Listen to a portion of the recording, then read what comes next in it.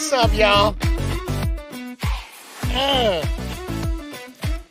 going to get into my vibe right now because that's where I'm at. Last night, I got on here and I was sitting there flapping my lips like that, and I looked over and I haven't said anything to anybody for like a minute and a half now. I was like, okay, I'm going to turn up my microphone and turn down that music just a little bit. I hope you guys are doing badass. I'm doing badass. I drove all the way through southern Colorado, Oklahoma, and most of the panhandle of Texas today. There's a town out in Texas called Duma, spelled D-U-M-A-S. I call it dumbass. That's just the way that it is for me, you know what I mean? I hope you guys are having a beautiful, beautiful weekend. Your Saturday Night Live is now. Welcome to the B&B Indigenous Podcast.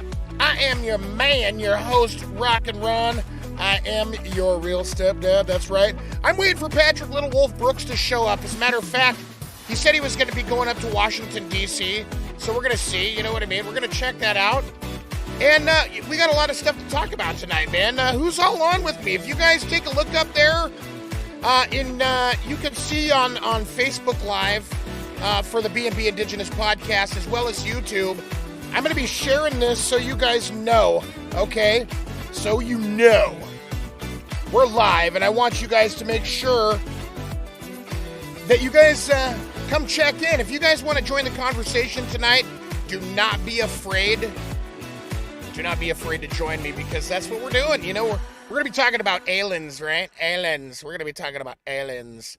We're not talking about Sigourney Weaver either, you know? I was thinking about, like, what that conversation be like, you know what I mean? Sigourney Weaver really kicked ass in the alien movies, though. Like, the first one, she battled the queen alien. And then the second one, like, she came back, and I think she was, like cloned or something like that, you know? I was like, yeah, but she did such an ass-kicking job. Like, what was that movie, Galaxy Quest? Her and Tim Allen or whatever, right? And she played like what Lieutenant Uhura would be, right?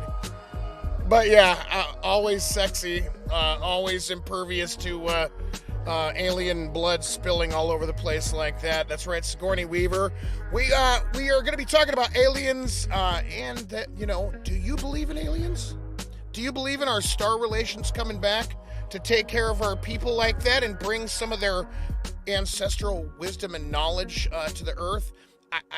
I was watching I was actually watching the Close Encounters of the Fifth Kind today. I was like, you know what? That would be an awesome issue to bring up with people. And yeah, I want to get into it, though, because I was sitting there thinking about this earlier, and I got to go back because I said that I was going to find my page, and I was going to announce birthdays today. If you guys have birthdays going on, we want to hear from you, too. Oh, and by the way, I gotta make sure and pull up that music, right? Hold on. We got to pull up the birthday music. We can't be talking about people's birthdays unless, of course, you know, we got some birthday music, you know what I mean? Northern Cree, where are you at, baby? I know you're on here.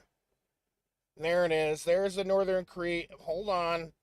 Birthday. We got to type that in. There it is. You can't talk about birthdays. You cannot talk about birthdays unless you got birthday music. That's right. See, and we announced some yesterday. Oh, it's my nephew's birthday today. That's right. Hold on. Let's see if we're going to really jam it out. Yeah, there it is. I got to get in there. Yeah, sounds good, though, huh? I know it does. I said this yesterday.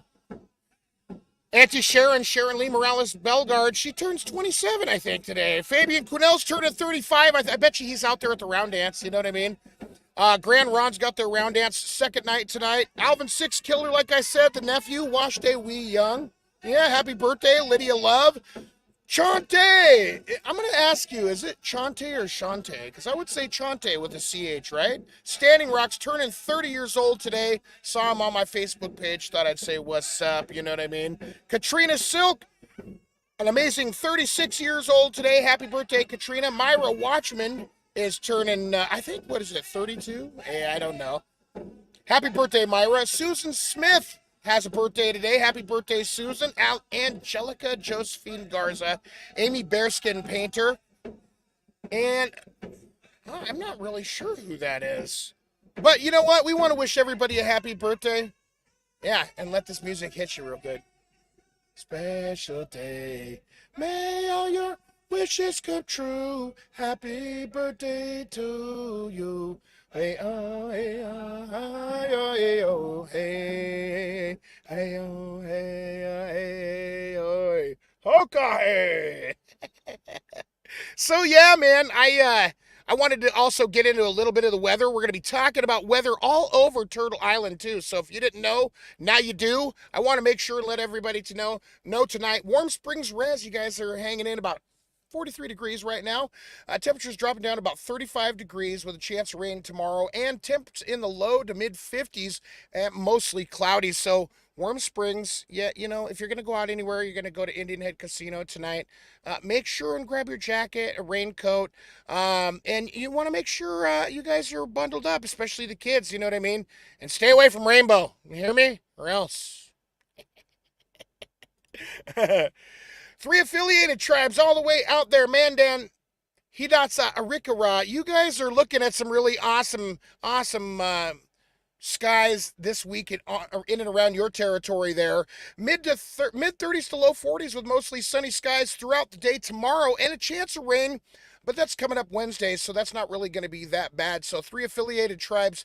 It's going to be extra green out there, I think, for your guys' powwow and mandaree. You know what I mean? I can say, I'm not really sure about Fort Berthold, but usually when temperatures are down there in Fort Berthold, it's probably going to be cool and cold over in MHA territory. You know what I'm saying?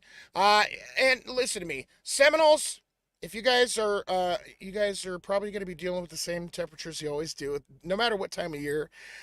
Seminole territory looks to be around 83 degrees tomorrow, with scattered rain showers possible, but not likely. And central and southern Florida is going to be Monday, Tuesday around 76% humidity, so that's not too bad. But I'll tell you what, make sure you guys are drinking plenty of water down there. And if anybody wants to give me a Cuban sandwich, Seminole Tribe, I can, when I get down there, I'm hoping that you guys will invite me over to a cookout, especially if you're cooking some alligator like that. Yakima Nation, what's up, man? Shuch, Putchwai like that in a good way. Hold on, where'd you guys go? There you are, there you are. Yakima Nation looking pretty shook all week with scattered showers tonight, but for tomorrow and the rest of the week, expect that longhouse to be full on Sunday. That's right. And about 3/7 right before lunch. You guys get over there, all you young men. Make sure you get over there and set table like that.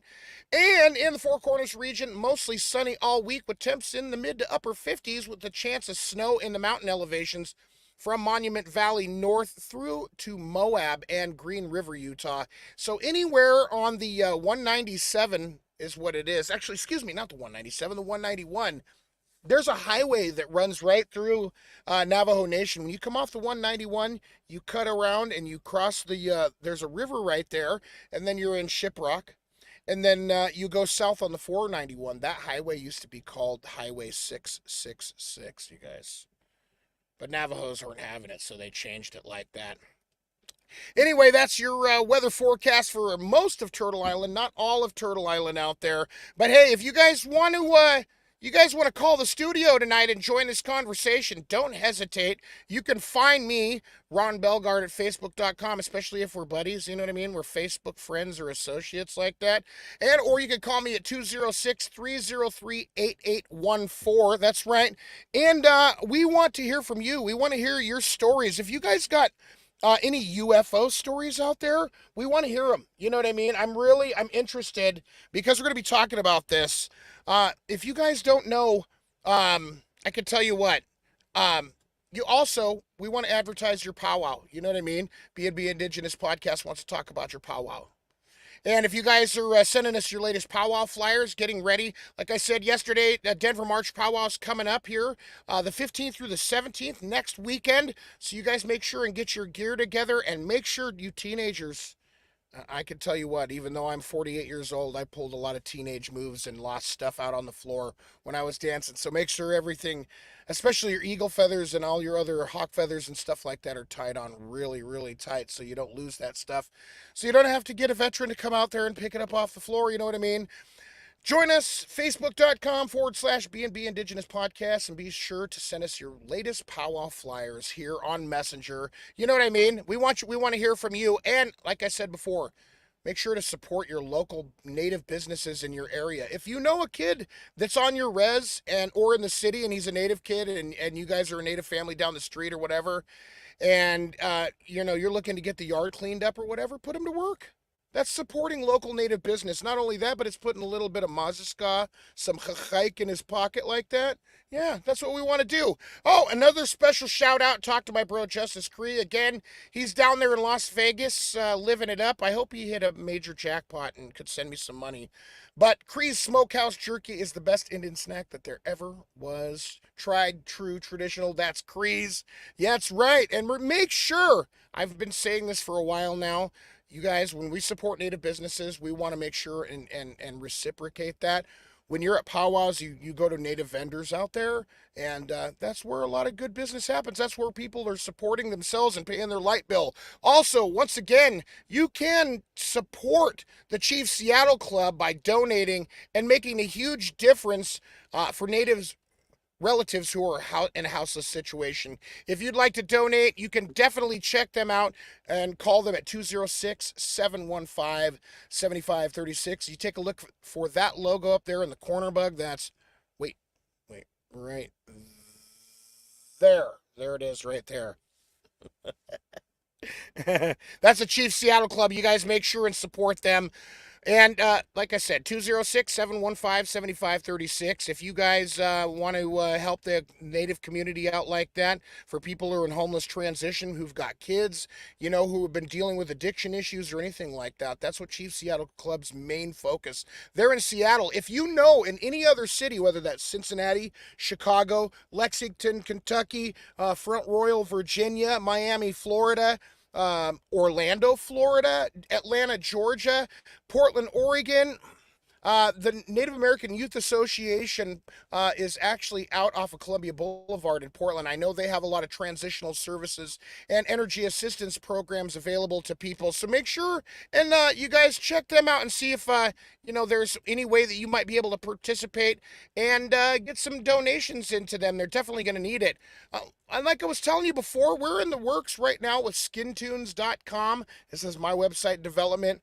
We want to support native music out there all the way across the spectrum. You got award winners like Fawn Wood or Joel Wood. The Bearhead Sisters won recently. Some amazing singers, I'm telling you what. When they sing with Blackstone, oh, man.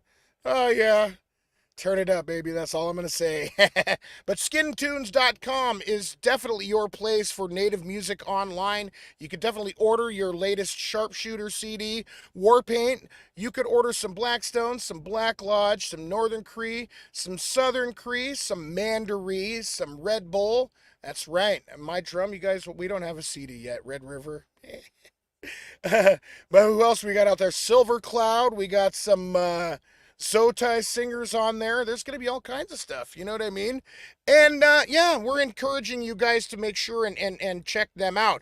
I want to send a special shout out too to my buddy Bobby Leonard down there on Navajo Nation, man. He took me out to the Shiprock, as a matter of fact, and he told me the story of that sacred bird that is there that makes up the peak of Shiprock and the wings that go, let's see, south by southeast and north by northwest.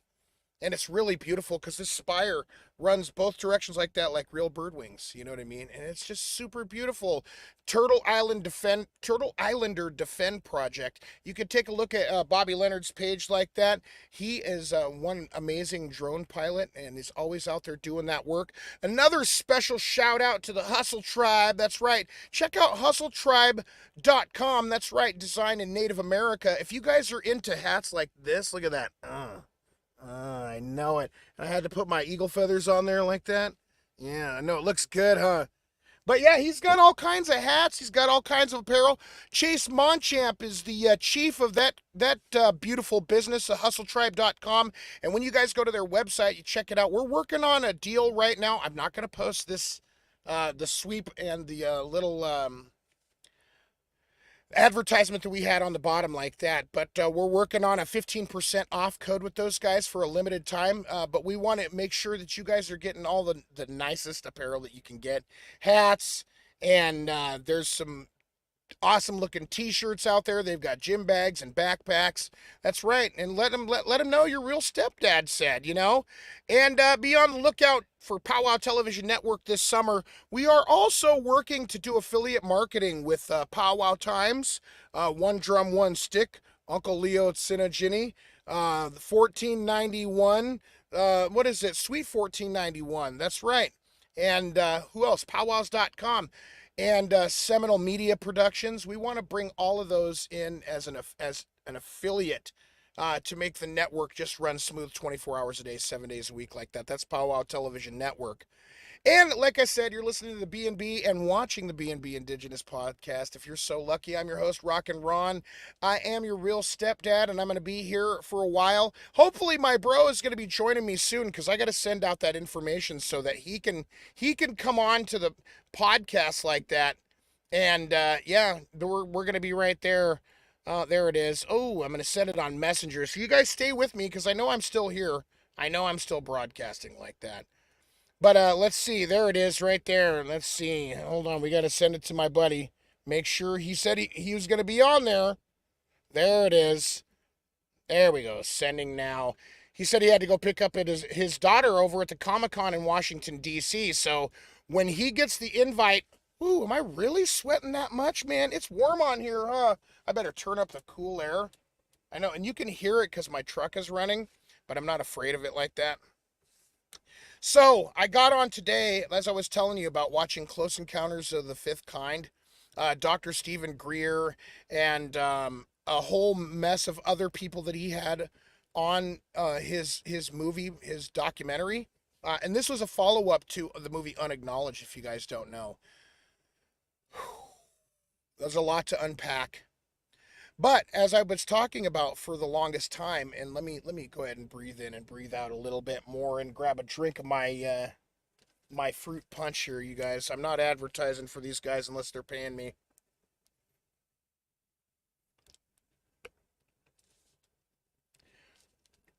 Ever since I was a little kid, I grew up in ceremony. I started at the age of 7 going to our Sundance over there on the in Central Oregon, near Mount Hood. And I was very intent on learning and listening from the elders and all of the older brothers and sisters in the community like that. That were also students of our native ways and lifestyles, you know.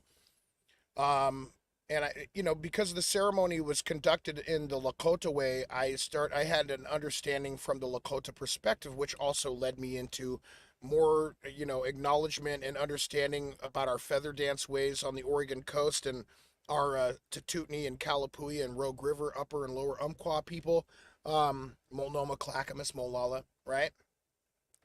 But there's a word when Lakotas get ready to get out of the sweat lodge, um, they say, "Aho, mitakoye oyasin." All my relations is a rough translation because, like I said, that's the difference in languages like that.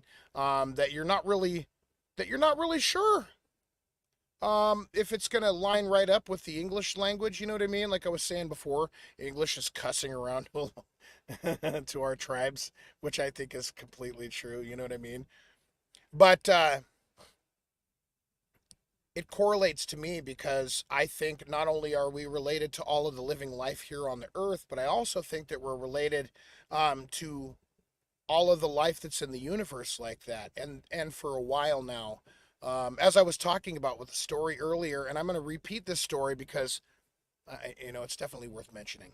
Um, it is it was awesome. We would get ready to go up to the mountains. There's a place up on near Mount Adams called Indian Mountain, and I could tell you what, just knowing that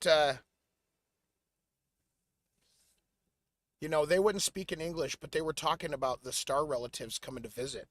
And all of course I couldn't understand everything that they were saying, but I wanted to then. I was like a 15, 16, 17-year-old kid. But you hear them laughing around, these older ladies like that and talking about the stories of when they grew up. And I could tell you it was so awesome. As soon as the sun hit the western horizon like that, All of a sudden, the stars started to show up over Mount Adams. You want to talk about a beautiful view, even in the trees. It is just gorgeous, right? So, we're actually like sitting there by the fire, and you can hear the grandmas talking like that and really looking at each other and smiling. All of a sudden, this light looks like a star, you know what I mean, moving across the sky like that. And I remember satellites for a long time. I remember the satellites cruising like that, you know what I mean? But all of a sudden that light got closer. I was like, is that an airplane or whatever? And I heard grandma's quiet down like that. You watch it, all of a sudden it's literally right above us, man, and it's this orange, brilliant, beautiful orange. I mean, like not the orange that our sun, like emits, not that color orange, but like that evening sunset orange, that hits the sky like that. If there's a few clouds along the ocean, you know what I'm saying, and it hits that spot, and it's that really bright, beautiful amber essent orange like that. You know what I mean? That. Next thing you know, there's more. The whole sky is just dancing with lights, and some of them are getting closer, and I'm just looking up, going, "Oh, damn." But I want you guys to, I want you to share your stories. Have you guys experienced aliens like that? Have you seen our star relatives come and visit you? Another story from another time. I could tell you what. It was right after our Sundance ceremony. We come back, and my sister and them had a house in Gresham, right off of the highway. Highway 26 is about a couple miles down the road from there. Anyway, my sister hadn't shown up yet, and I was waiting to get in, so I was just sitting out there and drinking a soda and looking up. And on the northern horizon, right above the tree line like that, there was this light just sitting there spinning in circles. It was a spiral. I'd never seen anything like that in my life. And of course I've seen those on videos that people have posted since then. But these ships, these UFOs, are moving in perfect unison and formation like that. But this spiral of light would sit there and emulate, and would go like it's moving towards you. Sure enough, my sister and all the kids were in the car. They come pulling up like that, and as soon as they got out, they're all being excited little kids and what have you, and um, just a whole bunch of them. I said, "Hey, you guys, look, turn around, take a look right there in the sky." All of a sudden, they're like, "Oh my God, was that aliens or UFOs?" I'm like, "Yeah, it is." So we were all sharing that. This is the thing about it. Like, I watched that video, or that documentary, for it's like the fifth time, sixth time I've seen it. You know what I mean? There's this whole mentality about energy on the earth, from the national security state, the secret corporate government that controls all of the things that you're used to buying and consuming on a day-to-day basis. You know what I'm saying? Whoever's on there right now watching the show, want to say hi. Hope you're doing really good. Thank you, and welcome to the B&B Indigenous Podcast. This is the thing I was talking about, is that with all of the war that's been going on around the world forever and a day now, for all of the horrible things that happen, there is so much beauty that our star relatives want to share with us, and that's why nowadays we're seeing more and more of these interdimensional craft and beings showing up here, because they truthfully and like wholeheartedly want to teach us something. They are way, way further advanced than we could ever possibly imagine.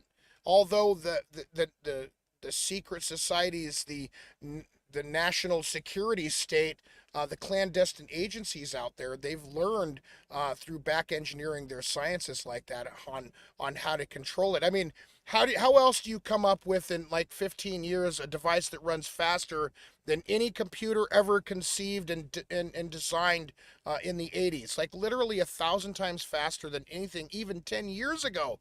The cell phone, right? Or the tablet, the iPad like I have right here.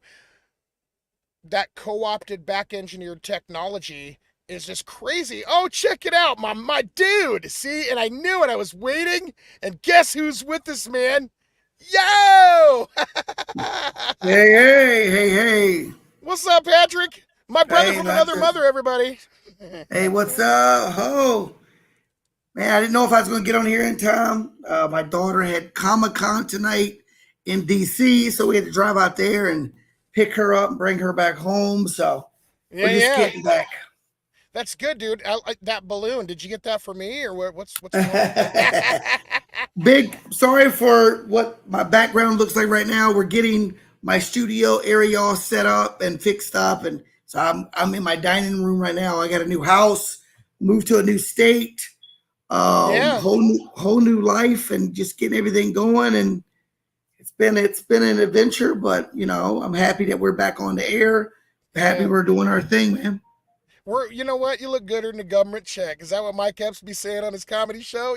That's Show him your it. That's scalp it. lock, baby. Nah, nah, Patrick's going not yet, not going yet, long. not yet. He, It looks more like what did you call my hair now? You called it a back fro. a back fro. So yeah, I guess I got a back fro going right now. Dude, Yes, did they she look so good in her outfit today too? Like there must have been a whole bunch of people dressed to the nines, huh? there was so many people in cosplay just driving up there. I love it. I have a whole little nerdy family here, and we got Yeah. kids that love Avatar. We got kids that love all these different animations, and me, I'm right in with them. I dress up, go to Comic Con with them. We enjoy ourselves. We're looking forward to going to Indigenous in Oklahoma, and Oklahoma. it's not Arizona, it's Oklahoma, and it's That's going to what be I happening was. this year. Did I Yeah, hear him right? He said yeah, Arizona. He didn't say Arizona. I was like, man, yeah, Ron, you're about to get kidnapped by some aliens, bro. Be messing with yeah. me. I was talking. I met Oklahoma is where and we're looking to go out there, and I'll be dressed up. I think I'm going to go as one of my favorite characters, which is Aang, Oh, dude, yeah. Are you gonna be the last Airbender? Last Airbender. Hey, every time I go to a taco truck, I end up bending some air on occasion. Hey, have you Am I? ever had Is my sound coming in good? You sound great, buddy. You sound great. As a Fantastic. matter of All right. fact, this is the first time. See, because I have a monitor on my own on my interface that I can actually turn the sound on and listen and key in really good. But yeah, you sound great. Once everything gets set up, Patrick can be studio ready. But like he said, he just moved down into Virginia, right? Yeah, we moved out here to Virginia, man. Got a beautiful place out here. Couldn't do Jersey no more. I love Jersey, but Right. the cost of rent, no space was just it was too much that I could bear. I wanted to get some place that Virginia's for me is like our Eastern California. You get all three climates Oh between yeah, Virginia and West Virginia. You can go yeah. if I drive 2 hours to the west, I can be right in the mount. I can be right in the high up in the mountains, or if I go 2 hours to the east, I'm right at the beach. I mean, Right. we have all like everything, and I just love it here. It doesn't get too cold here, which I love. I don't do well in the cold. One thing I hated about Jersey, where I lived, it was just right on the water, and I froze to death. So being down Yeah. here feels much better. And the home that I got is 10 times larger than I had there. It just made more sense. Dude, and then you got a new round dance partner too. That little Yeah, my little Yukon. baby, man, my Yeah. Luna. We took second place at the Sweetheart Dance. Really? She made me look good. The 4 year old man. Yeah. She took my heart and ran with it, and she came out to me and said, "Could you please be my 2 step partner?" And of course, you know the old rule: when you're asked, you can't say no. That's right. So I went out there and we took second place at that Sweetheart contest, and it was about I think 9 other couples out there. But we Yeah. really did our thing, and for 4 years old, man, I haven't seen many 4 year olds that can be on beat and dance with so much pride and Yeah. enthusiasm. I mean, we do dance practice here every night with the girls, and one's 4, one's 7, the little ones, and they take it serious. I think they take it more serious than some adults do. They Yeah. want to be on beat. They want to stop with it. They want to make sure they raise their fans at the right time. And I mean, they don't even like when I joke around during practice. They're like, "Oh, let's be serious now. We're dancing," and they Right. set me right straight. It blows me away of their dedication and their love for it. Man, and that's what I'm really happy for you. I can tell you what talking about trauma yesterday, you and I have dealt with our own fair share of traumas. I think a lot of native people out there have. Yeah, But this is where I'm starting to notice in this day and age, everything's starting to intersect. The term intersectionality is starting to really pick up. You're on the East Coast. I'm on the West Coast. Now I'm down here in the Gulf region.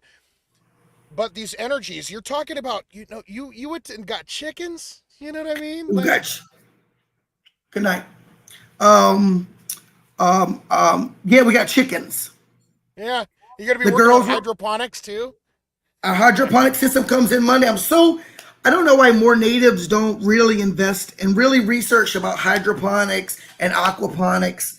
I've been researching this for almost, I'd say, 10 years. I've been really like doing my book research, and I've always wanted to do it myself. I think it's the way of the future of growing, especially places like, if we go into some of these hotter climates, such as Pine Ridge and Arizona, places like that, that really drop down in the winter or really get really hot in the summer, Yeah. hydroponics, aquaponics is the way to go. I mean, we got a tower. We just bought our first tower, aquaponics tower, which holds 108 plants. It only costs us $100. 108 plants for $108.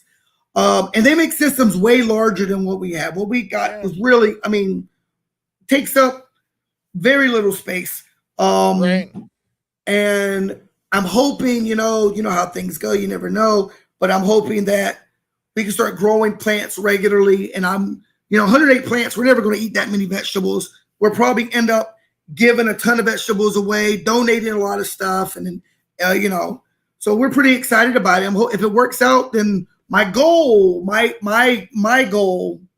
is to come up with a company that goes to different reservations, helps build hydroponic places, so we become food sufficient. I mean, Right. am I saying that? Food Self-sufficient. Yeah. Yeah, Sovereign. food self-sufficient. So we wouldn't have to go to the grocery store and get fresh vegetables. They'll be grown right here on our own reservations and be able to feed, multitudes of native people these fresh vegetables and get away like I just did. Like I made a mistake in last year, and I posted about fry bread and how much our Indian food.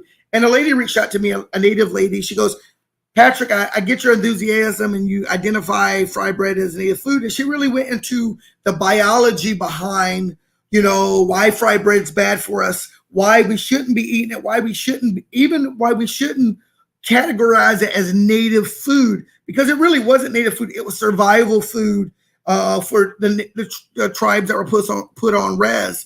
And we got to start taking back our indigenous foods, our fruits, our vegetables, start growing the indigenous vegetables that were here before, all the different types of corns, all the different types of beans and the fruits and stuff. And she really kind of put me put me on the straight and narrow, because I am very much like a lot of other natives. I do identify fry bread as a native food, a staple of native life.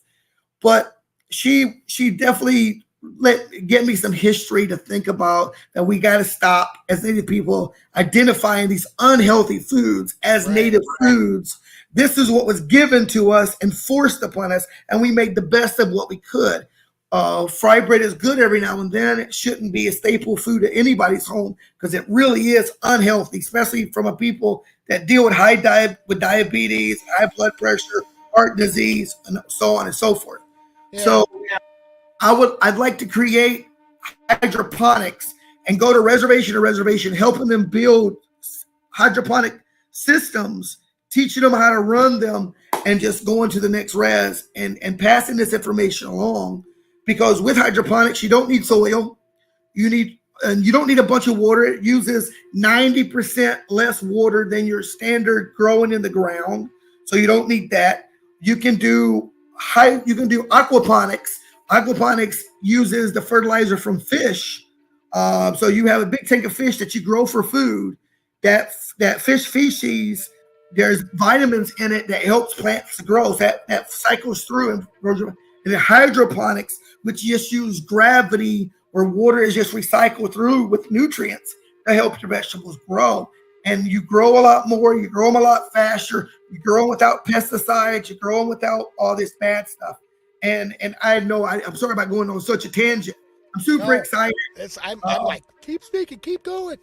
I am I am researching like I am researching like crazy on how to make this work and how to make this work on a larger scale. So if I can make it work on a smaller scale, I'm hoping to add another hydroponic system to mine. Again, got to be 216 plants I'll be able to grow at once and continue to grow and make this into a bigger thing.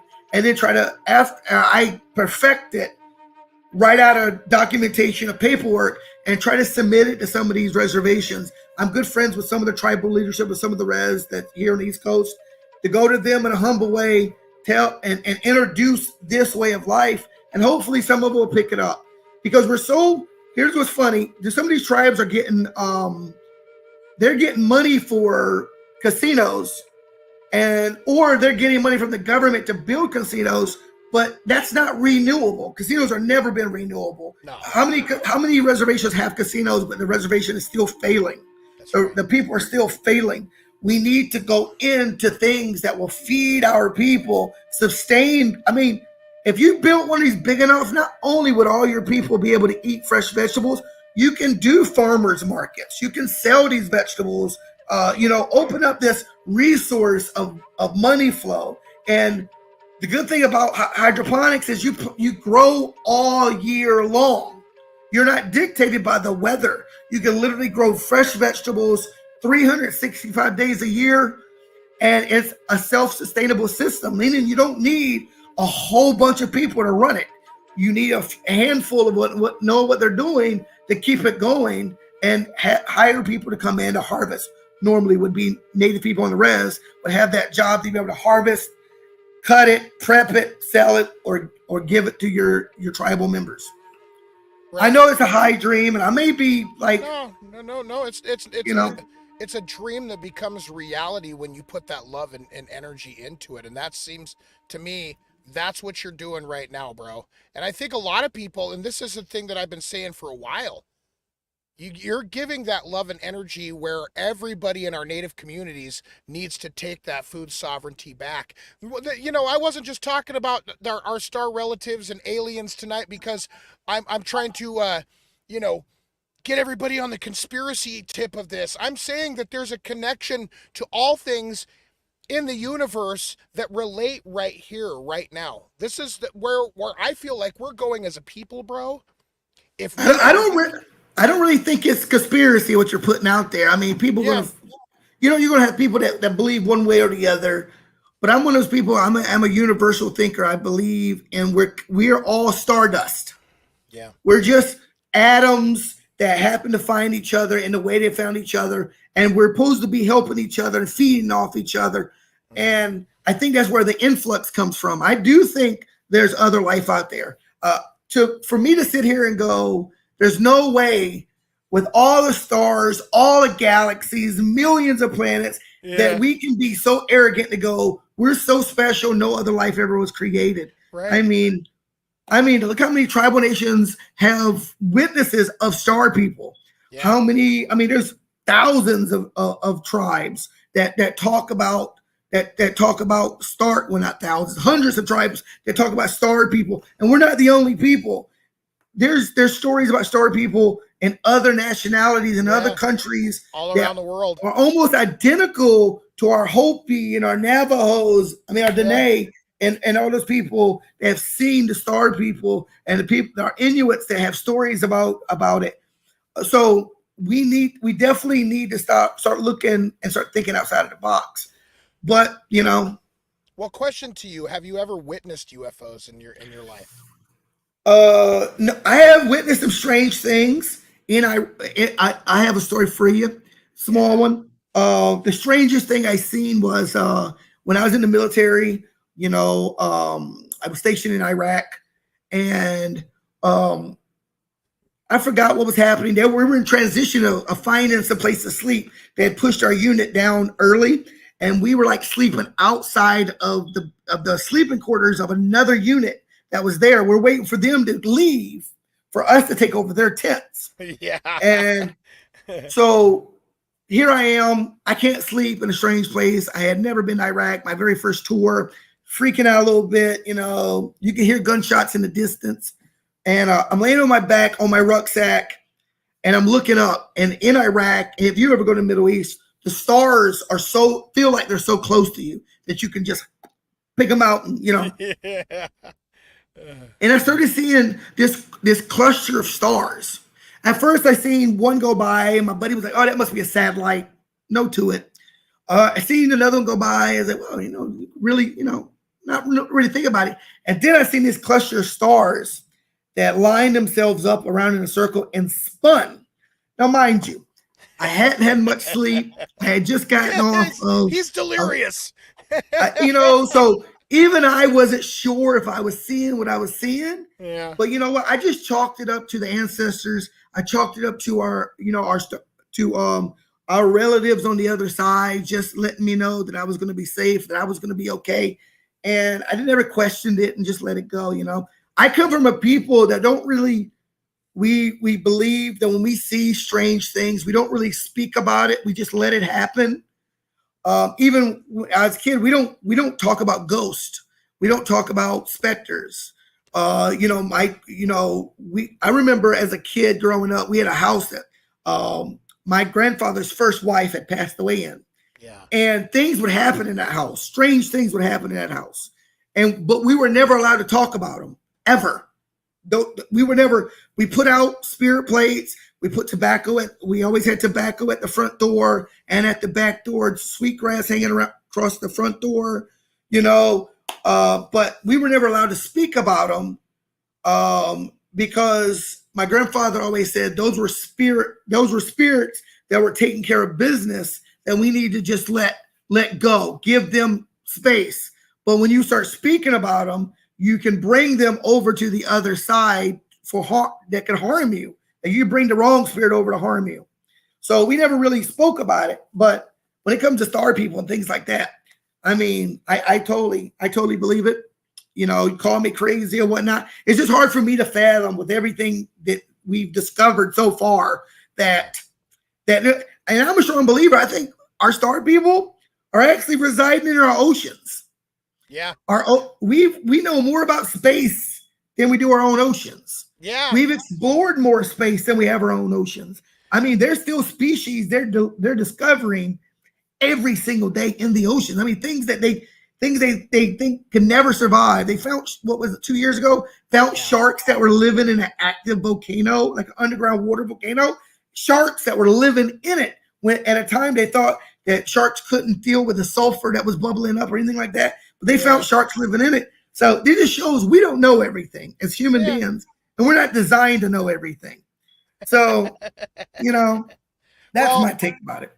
And see, here's what I was talking about.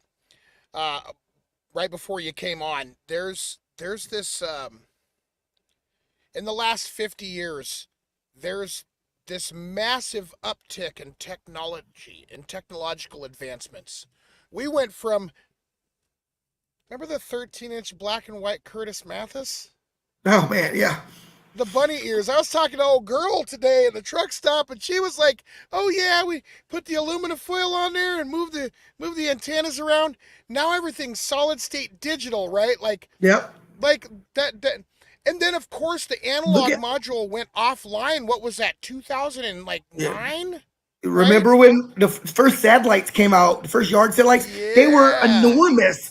Those satellites were so big. I'm surprised we could. They were I remember we had one person in my family that actually had a satellite. And that thing we used to play in it. When it stopped working, we used to play in the satellite. Yeah. You know what I mean? Yeah, there was water built up in there. We got a little miniature pool for the kids out front. It's even got a little antenna they can hang on to.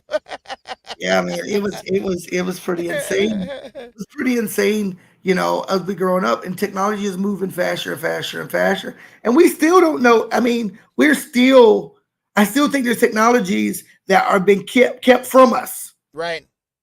You know, see, and that's the thing I was talking about, bro, is that with that's exactly where I'm leading up to. The reason why, if you know about Kachinas in the Hopi way, and I'm not saying I'm an expert. I'm not even saying I know even like a fifth of what those stories are. But there's the Blue Star prophecy, for instance. Our relatives come back and they bring with them the everlasting unity on the earth. There's always going to be good versus evil. We know that. But this is the time when the good says, all right, this is where we're at now. We're not backing down to that evil anymore. This whole national security state that we're in, perpetual wars, perpetual hatred. This country did this and that. Now we got to go and invade them and take all of their resources. When in reality, there's an abundance of everything for us. With the way that you're growing food here shortly, the way that you are harvesting eggs here shortly, farm culture, agriculture, horticulture, all of those things are beneficial to all life, especially in that system, in the circle. And that's what I was talking about. We get in the sweat, all my relations like that, and then they would open up the door and the spirits would exit us, and then those prayers would go up and those spirits would take those prayers along with them like that. And then you call them spirits again with other songs. All my relations, our people knew about that before colonialism was ever even an inkling of a thought in European colonial minds. You know what I mean? Oh, there it is right there, folks. There's the back row back. Yeah. He's growing his power. If you guys don't know, all you natives out there that you're growing your hair, I actually cut mine shorter on the sides. Look at, like the other day, Right. I was like, oh no, I Well, can't cut my hair good either though. my goal is I'm doing a traditional Haudenosaunee hairstyle, which is called a scalp lock. Yeah. And I'm trying to. I did it before my wife passed away. My hair was kind of getting long in the back, and my scalp lock. And I cut it when she passed, and I didn't think I was going to grow it out again. I didn't think I was going to be happy like I am, but I started. I am definitely in such a beautiful space in my life right now that I decided to start growing it back again, and I want to make my hairstyle normal, and I mean more like natives going, okay, scalp lock is a normal style of haircut. It's a normal, I want it to be cut. Yeah. Do I get pointed at growing my hair just in the knot in the back? Yeah. Even other natives, when I used to have my hair long, I used to get picked on by other natives. Oh, look at that little patch in the back of your head. And I'm like, I'm just literally trying to keep a style that our people had for generations and generations. And I know the reason why we had that style and the purpose behind that style. Well, but it's difficult. It's difficult because as Native people, we become so colonialized. Here's an example. My sister wrote this on Facebook the other day. She goes, I'm loving all these women getting their indigenous tattoos. I'm thinking about getting these women getting their indigenous face tattoos. I'm thinking about getting mine. And instead of other natives going, hell yeah, girl, you do what you feel, what's right for you to keep carrying on traditions. You see all these natives going, oh no, don't do that. That ruin you and that'll mess you up and you won't look as beautiful. And I'm like blown away. I'm like, and I went on there personally and I said, sis, I totally support you. I love seeing our women with our ink. One of my favorite things is when I went to New Zealand and seen the Maori people and the women had their facial tattoos and the guys had all their head tattoos. Man, I was so envious because they're embracing all of their culture. They're not, and there's a difference between natives and powwow Indians. Yeah, for sure. We all, for some reason, we want to become this super Indian on Saturday and Sunday. Saturday, Sunday, we become face paint on, all the feathers. I am as sacred as they get, man. If you talk to a few of them when they're in their regalia, and I was like, there's one dude, he's from the East Coast, but you talk to him in regalia, he'll put that Western reservation accent on that we don't, or the Canadian reservation accent. And it's like, I was like, dude, we don't even sound like this out here. Why are you acting? I mean, but when it comes to like speaking up against women abuse, when it comes to protest, when it comes to using their platform to talk about the important things, they're Yeah. quiet, super quiet. Don't say nothing. They just want to do their dance. They just want to be acknowledged for that weekend and go on. I mean, to me, it's like those are called, I call those powwow endings. And Yeah. I'm not, trying to cast judgment or whatever. Right. And that's kind of what I'm doing, but it is what it is. I'm going to call a spade. And, Sure. and we have to get out of this mindset of this colonialized mindset of this is what's right. And that is what's right. And this is what's right. I mean, I've seen people, there's a drum up in Canada. It's a mixed drum, women and men. Right. And that drum's bad. I think it's called Cathedral Lakes. Yeah, Cathedral Lakes. That's JBK, bro. And it used to be Arlene Escahai would sing on there until he started singing with American Indian. That drum is hot, and they got 2 singers on it, female singers. Yeah. When they hit their leads, man. And then you have other tribes trying to tell them how they should conduct themselves in their tribal society. And we're no better than anybody else to go, who are you to tell a woman not to be on a drum that's not in your tribe? Yeah. Who are you to tell a woman not to get a facial tattoo that's not in your tribe? Oh, my Lord. My friend served 31 years in the military. She got gifted a war bonnet, right? And she wore it with pride. You should have seen the male egos that came out of the woodwork. Women's not supposed to wear war bonnets, and that's travesty. They let the women. And she served 31 years in the Army. She's seen it all. And here these dudes come out of the woodwork telling her what she should be wearing, how she should wear it. And here on the East Coast, man, I defend our women veterans to be head veterans. Like my friend was like, she was crying a couple years ago. I helped her get the job to be head veteran. And she was crying to me. She goes, yeah, I've never been asked to be head veteran. I always was told this was a man's job. Right. And I was like, wow, we got to get out of this small thinking mindset and start thinking like human beings and start treating our warriors, female and male, with the respect they deserve. Right. It makes no sense. You're going to tell me I went to Iraq and I get an honor song, but the woman next to me that did exactly what I did or was at the same place I was, she don't deserve the exact same respect. Man, get out of here with that. I mean, our women put them tattoos on their chin right here, the same as Maori women in New Zealand. The only difference between Maoris and our coastals, is the curl right there on the bottom like that. You know what I'm saying? Hey, quick break, real quick. I want to say what's up again to Hustle Tribe. If you guys are looking for the dopest apparel, there is. My bro, Chase Monchamp, he's got one hell of a business. Check out hustletribe.com. You guys want to get one of these sick star blanket style hats like that? You want to pick up a nice bag for the ladies? You know what I mean? They got this design right here, the teepee logo. You're seeing it right there in that corner bug like that. They got a pink handbag that's over the shoulder. Is it a purse for men, though, Patrick? No, it's a Merce. Merce, yes, or a Merce. I have one. I have a shoulder bag. Let me tell you what I've discovered. Now I know. Now I understand women's infatuation with purses. Yeah. I don't know I have my Merce and I take it everywhere. I love it. I love it. You can take so much stuff with you. I mean, I take my charger. I take everything. I put everything in it. You can call me whatever you want to call me because I'm carrying my Merce. But it's so convenient. It does everything I need it to do. I love it to death. So you carry your lady's lipstick in there, though. That's the question. if she asked me to, I would. Listen, man, I don't know. I see things. As I've gotten older and having daughters. And been through losing the love of my life to death and then thinking that I'll never find that feeling again and being in a better position and seeing new kids grow. Right now, I'm telling you this, man. Yeah. The way I look at manhood is so much different than when I did as a young man.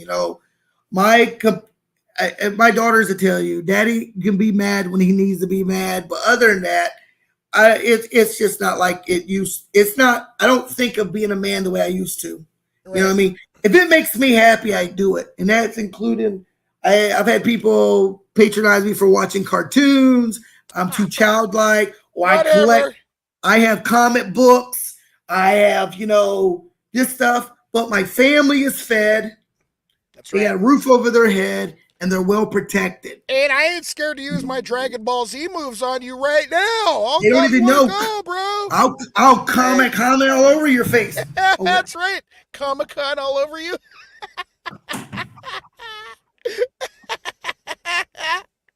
No, but check it out, man. I watched this movie. It was sick, bro. Hey, if you guys, I'm gonna mention a couple of movies real quick. Oh wait, Patrick, come back. Come back to me. Come back to me. I know he's in there. Did he close his laptop or something? Anyway, I'm gonna bring it up. Okay, Ricky Stenicki was dope. If you guys like John Cena, or if you guys are a fan of John Cena, come on, Patrick. I know you're in there. Wherever you're at. His battery, hopefully his battery's lasting. He's got his computer plugged in. He said that he did, so we're going to wait. Ricky Stenicki, you guys need to watch that movie. There's another movie that I want you guys to check out, too. This is like, and I'm waiting for my bro to come back here. Where'd you go, Patrick? Where are you? No, it's called the Mandela Effect. You guys, did you ever hear about the Mandela Effect, right? Which is, hold on, we're going to find him. If he's on there, he should be there. Oh, what? He dropped off. Hopefully he comes back. Well, I'm going to type him a message where did you go? Where'd you go, bro? No, this movie is, it's dope. I'm just going to put it out there right now. Until we get Patrick back on here, he's got the link. If I have to send him that invite, which I don't think I do again, he'll be able to type back in at any moment. But there's this thing that everybody thought in the mid '80s that Nelson Mandela, may he rest in peace, because he's really gone now. But they thought for sure that he was gone in the '80s, and then all of a sudden he was around until like the early 2000s, right? But all these weird little things like Looney Tunes, Toons, right? It used to be Looney, Looney, Looney Tunes, and then you see it Looney Tunez, Looney Tunes, right? I was like, no, that's weird.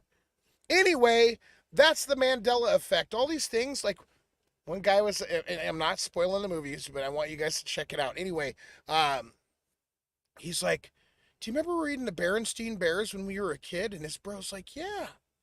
As a matter of fact, I do remember that. And he says, check it out. And the name changed to Berenstain Bears. Like, oh, yeah, he said, give him a minute. I said, I got you. I got you, bro. You know what I mean?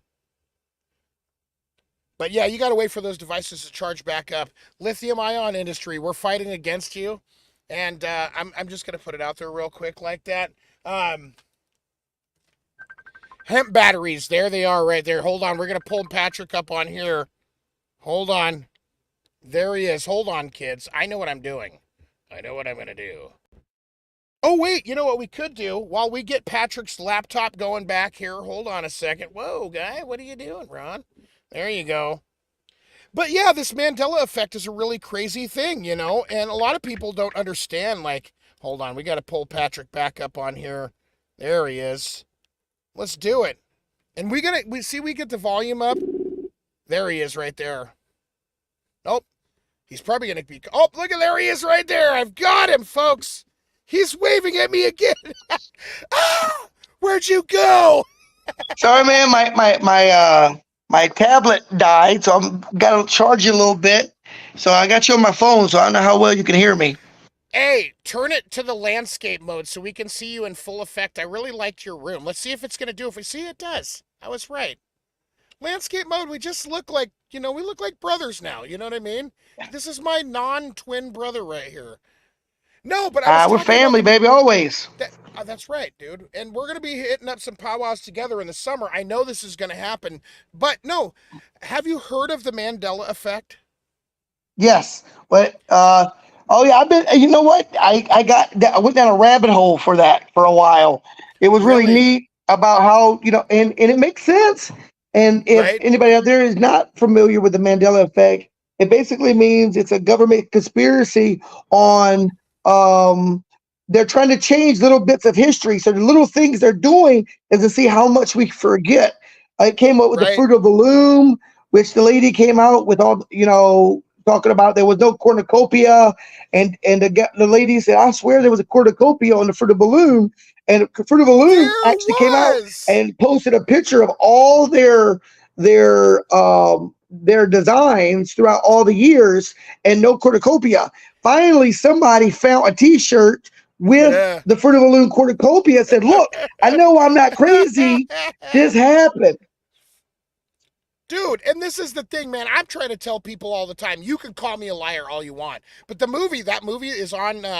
What is it? Is it on Prime? I think it's on Prime. Anyway, it's either on Netflix, Prime, or Hulu. One of those three, you guys. But look up The Mandela Effect.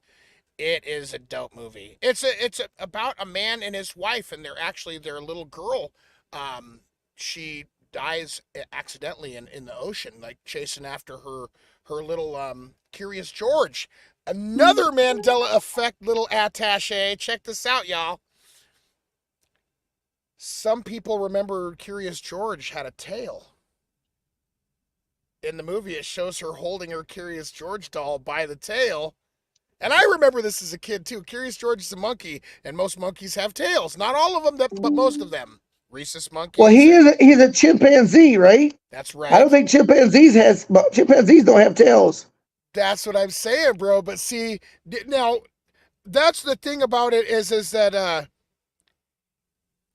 now it shows a part of this movie shows that this stuffed animal of hers doesn't have a tail. Some people remember it. It was like I was talking about my laptop's working. Give me a second. I'm gonna leave here and hop back on my laptop. You should be able to log in at the same time on your laptop. You just click that link and I'll see, and then we'll transition you. See, there you are right there, buddy. You hear that badass echo? You know what? Your volume is such a trip. It's like you can hear the whole depth of the room. And now it's just like, for whatever reason, you probably got that like $3,000 laptop. Yeah, it was not a cheap one. I admit to you, it wasn't that cheap. But I wanted to do stuff like this. I bought this laptop for this reason, and once I get my studio set up and everything, and then it'll look much better, and you'll see all my stuff, and I have all my things will be looking good. I have a nice background, all in good time. God, it's already 11:14 over there, bro. Too, geez, you know how time flies. You know what I mean? So what do you got? What do you got planned for your Sunday Fun Day? Are you guys doing anything special or? No, man, we're just trying to get the house together. We're spring cleaning like crazy here. I bought this house here in Virginia, and it's a Victorian, but it's one of those houses they rented for a while and they did the bare minimum work to get it going. So the bones of the house are fantastic. Yeah, you know what I mean. It's over 100 years old. The house is over 100 years old, but it needs a lot of updating. And I'm trying to get that done before the summer because I want to get out there and do some interviews at powwows. I will be at Hollister Powwow in Hollister, North Carolina, in April. In April, that's right. Hollister's, that's a pretty good little powwow, huh? Oh, dude, man, them Hollowas do it up big out there. I haven't been back in a long time, and I'm looking forward to being back out there. So I will be doing some interviews out there for the podcast. Yeah. My brother built a website for them. Oh, nice. Yeah, and then I have really awesome. I'm planning on being at Lumbee this year for the September powwow. I'll be at the Lenape powwow this year as well. I never missed that powwow, the Lenape powwow. Yeah, when you gotta come out to the Muckleshoot Skopopsh powwow or Delta Park powwow or maybe I mean, you guys are y'all guys are high class out there. I don't know if I can hang with you dancers out there. You could totally get in there. You know what I mean? If push comes to shove, bro, I'm just gonna give you some round bustles to tie up. You know what I mean? Boom. I'm down. I'm working on my grass outfit. I'm trying to come back out in grass. I just want to borrow your mask that you wear. You know what I'm saying? Oh, I don't know if that's medicine. Be getting in trouble. Like, hey man, who said you could wear that? That's just not your people. Yeah. Next couple of days. Oh yeah, no, go for it. I'm sorry. Well, people ask me about that all the time.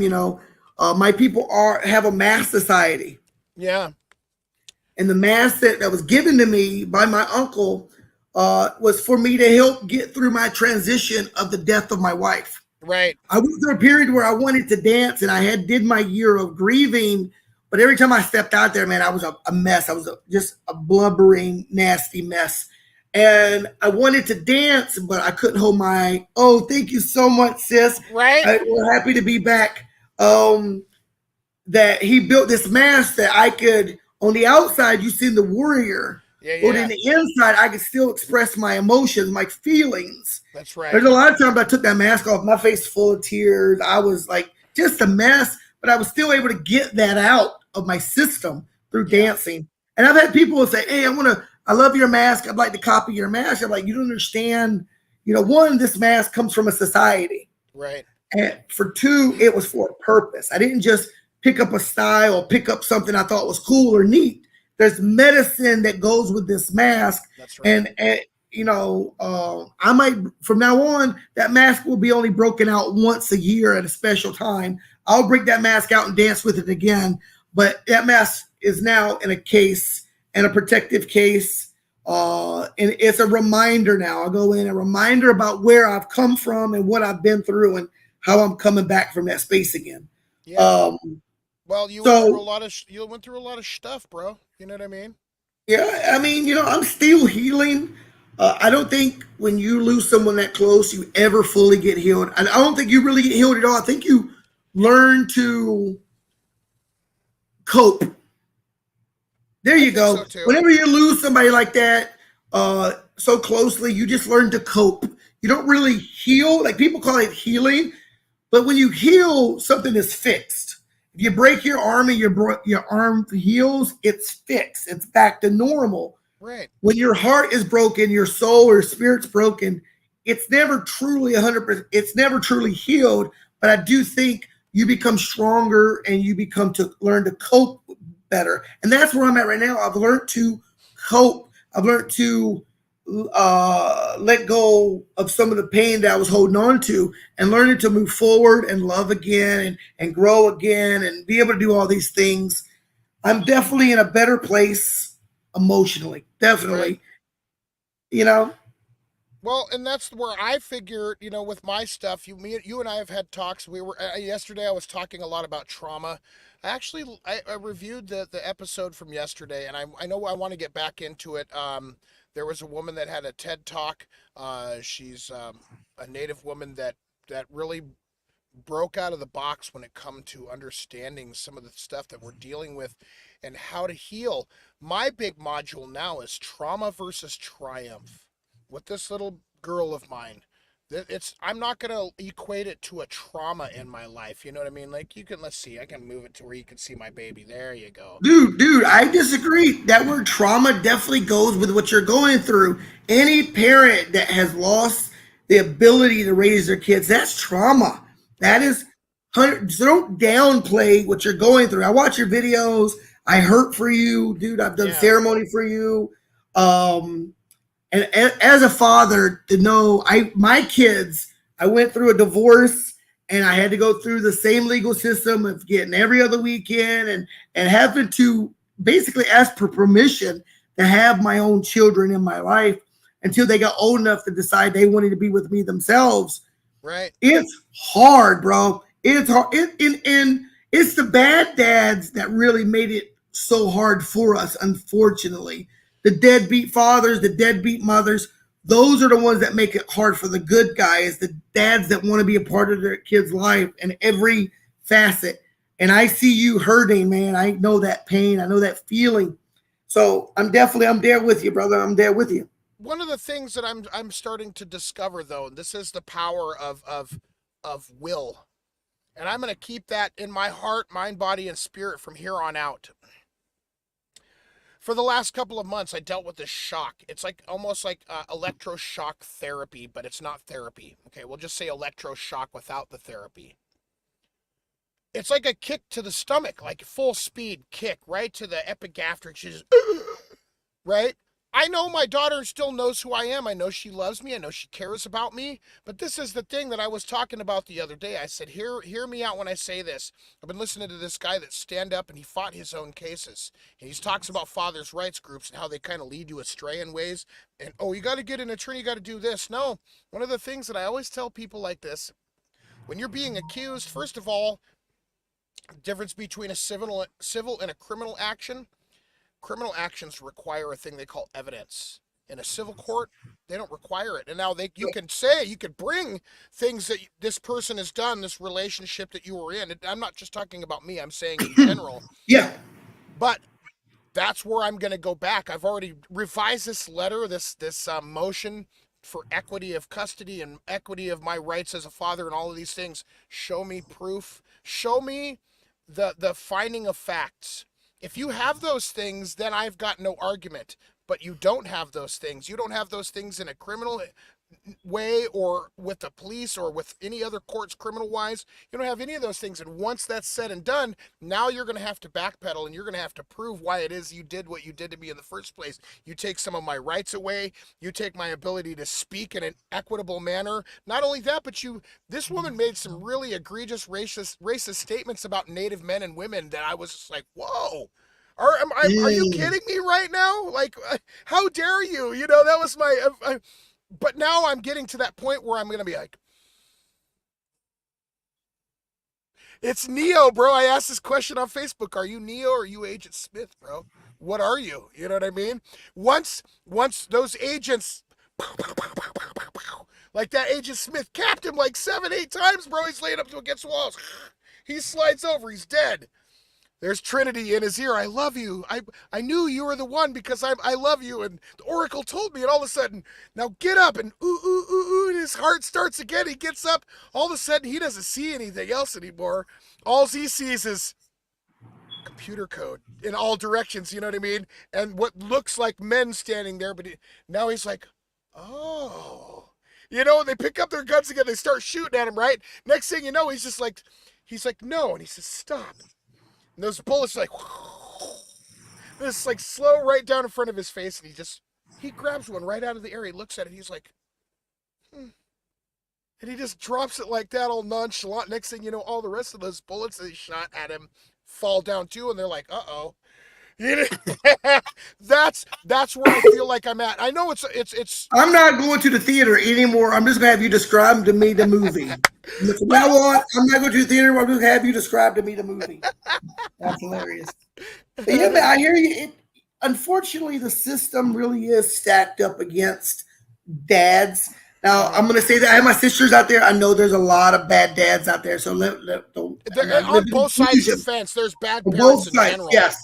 Yeah. But it really is stacked up against fathers. The system is stacked against. I mean, even child support, the way child support is used by the system, not by the parent, but by the system, is stacked up to hurt one side or the other. And it really does hurt guys like you and myself. I mean, I remember missing child support, missing 3 months of child support because I lost my job for being laid off. Called the child support office, let them know. They gave me a thumbs up. In 2 months, my license was taken. They took my license, suspended my license, and so it made it harder for me to even look for another job, which I did find one. I finally got my child support taken care of, but I had never been laid up to that point. As soon as I was late at 3 months, they snatched my license, put me in a position to even hard to find a job, to be able to get back and forth to work. You know, finally, states are outlawing states. There's laws in most states now that they no longer can take your license. Yeah. But we're a long ways from it. You know, I just hope those good parents out there that are struggling to see their kids, I hope they find a way. I hope things start working out. I'm going to leave it at that. This touches on a lot of people's feelings. I know there's a lot of single mothers out there that would kill for a good father to want to be in their kids' lives. Yeah. And there's a lot of bad dads and moms out there that have the opportunity to be in their kid's life and would rather party and go on and let the other parent take all the responsibility. I'm not talking about all that, of course. I'm talking about us good guys that bust our butts to be with our kids in every single facet of the way That's and right. still have to jump through so many hoops and so Yeah. many jumps to prove that we're good parents constantly. Well, yeah, Um, but bro, this is one of the things that I say. I can say that I'm this, that, or the other thing, but I depend on my community, my powwow family, my ceremonial family, my brothers such as yourself, and I've actually in recent months and weeks I've actually even alienated people that I love. Not purposefully, but because there's a part of me that's like, why can't people just help me the way that I need it? The only person that can really truly do anything about anything is me. The only bro, real, and I'm it's saying this. true. It's true, but you should have the support. We are not known to support each other. Mm-mm. Native people, I'm sorry. You know, like now, this is where I'm going to get real, and some natives ain't gonna hear it. They gonna like to hear this. Um, we are the nastiest bunch of crabs in a bucket I've ever seen in my life. Who's the I crabbiest, mean, nastiest crabs in we the are, bucket man. out of all human beings? I It would be have us never natives. believed that my success would anger people. I've seen times where I've like digging my. Now, when I'm low, they love me. When I am like down in the dumps, down in the hole, and Yeah, everything's going against me, they love me.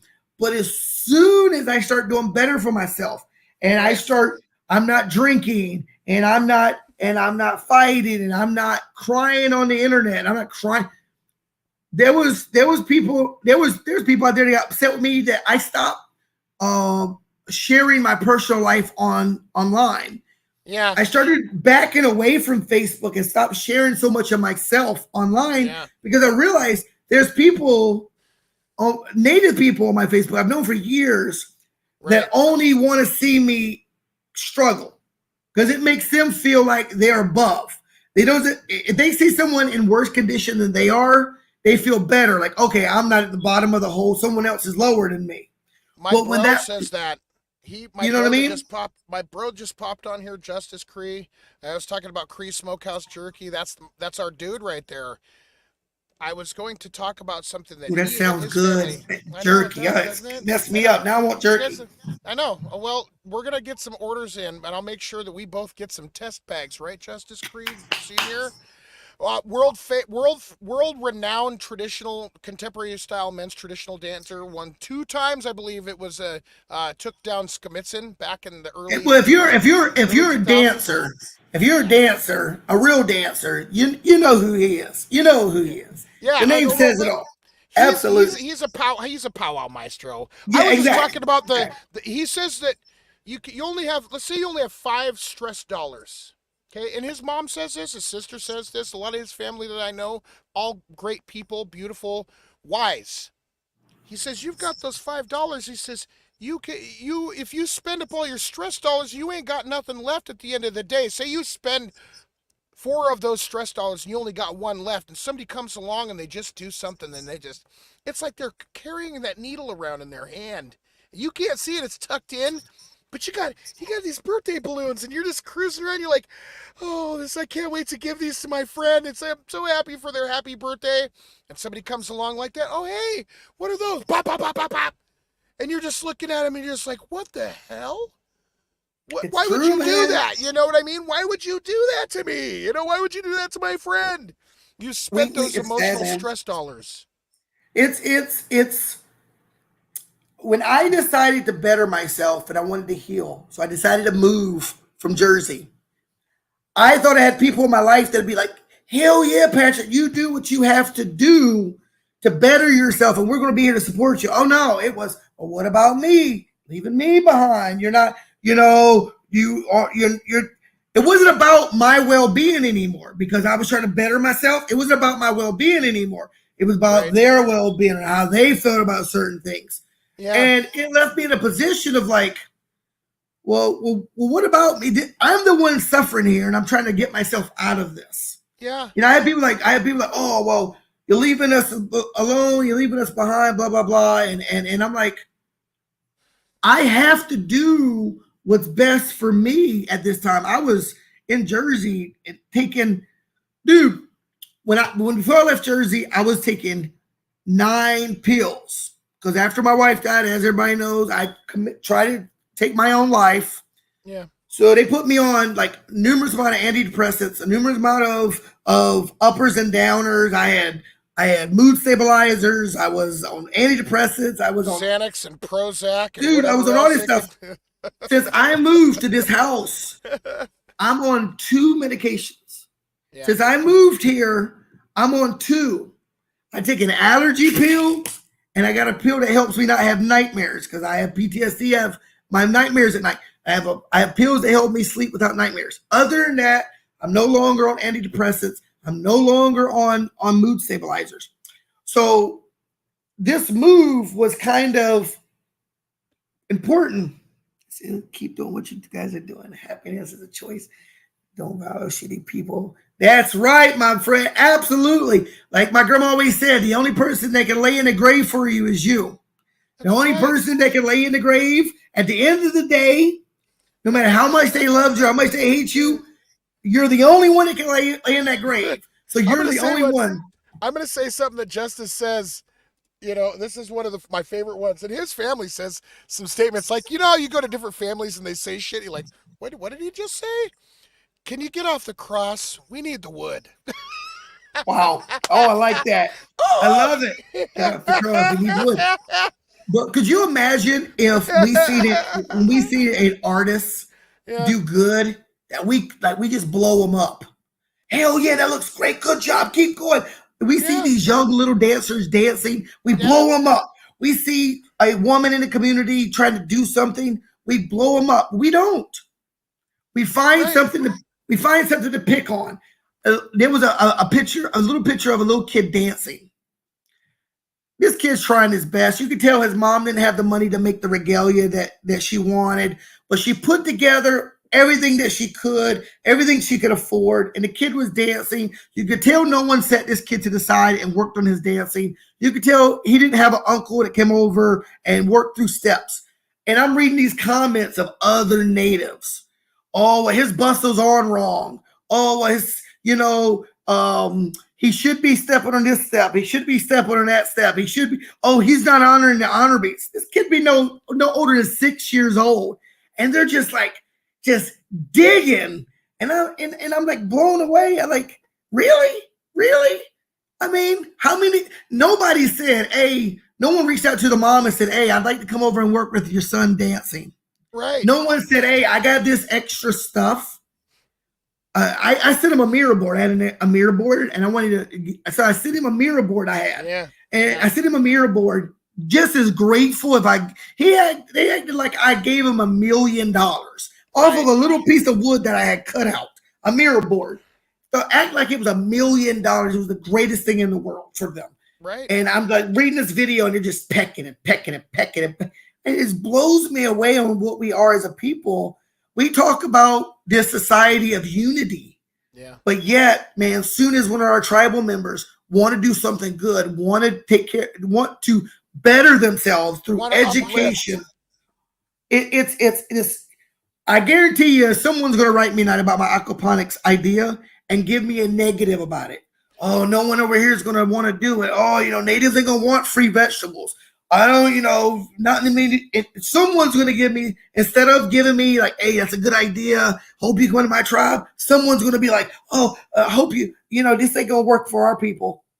Hi, this is Rock and Ron from the B&B Indigenous Podcast. Those who are thinking about sending negative comments to Patrick Little Wolf Brooks, let this be an advisory for you tonight. No negative comments will be accepted at this time. If you feel like you need to leave a negative comment somewhere, go outside, look straight up at the stars and the moon in the sky like that, yell it out at the top of your lungs, get it out. Get it off your chest. But leave my dude alone, or we're gonna have to fight. You know what I mean? I'm not scared of you. Man, I missed this, Ron. I'm happy we're back. I want to personally say apologies to all of our fans out there that watched the show and supported us and really pushed us on.